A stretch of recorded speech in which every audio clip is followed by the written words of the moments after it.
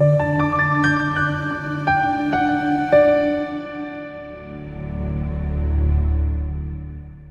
kuyinto kwaze ukukhuluma nawe kuyitshali kama kupastor ulingi sibanga ukukhulu kuyithoba sicela kusubscribe sicela like le video lesicela to be a member ucontribute at least ngo-9 every month by becoming a member. I'll try to see with how to become a member, then you can also contribute at least ngemali ongakwazi ucontribute ngayo monthly. Ikhona account number where you can contribute, please do so. If you don't akekho koze kwenza njalo unhlanhla unana fezana uthi ke siyabonga baba, ngiyaxolisa abandla ukubuza iphupho lingahlangene nale video, kodwa ke ngicela ukubuza umuntu omdala ukuthi ukuphupha amafinyila kushoni.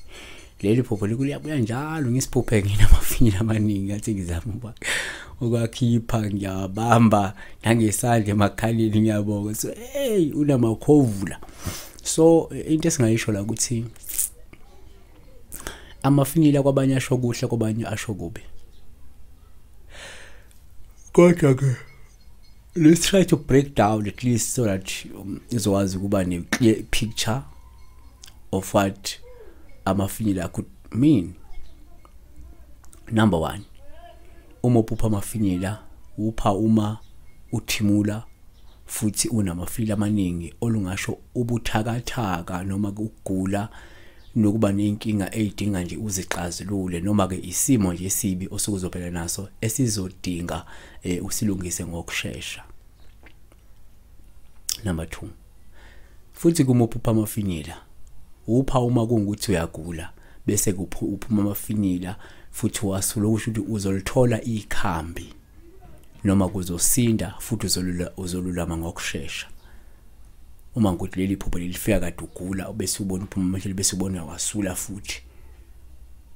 Number 3, uma uphupha amafinyila sithethe nje ngoPaul uhluma ufinya noma uwasula amafinyila, lusho ukuthi uzozizwa ekangcono ngemumva kokuthatha isinyathelo sokuxazulula mhlawumbe inkinga ezikuhluphayo noma ukususa mhlawumbe inkinga noma izimo ezikuzwisa ubuhlungu, uyabona.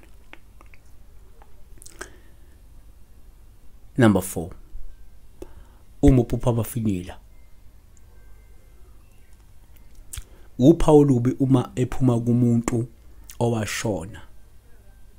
Lokho kungasho ukuthi kunesimo empeleni esizodinga ukuqashelwa nokulungiswa esabhekiswa abathakathi. Number 5, futhi uma uphupha amafinyila sithatha nje ngoPaul uma ephuma komunye umuntu omaziyo, ngoba lokho sekungasho ukuthi lo muntu loya ubhekene nobunzima noma ubhekene nencindezi noma ubhekene nokhwantalala ngenxa ke yokukhungathwa yizinkinga ezingapheli empilweni. Kungenzeka ezofuna usukume uyomsiza lo muntu, kungenzeka ubhekene nenkinga, yabona.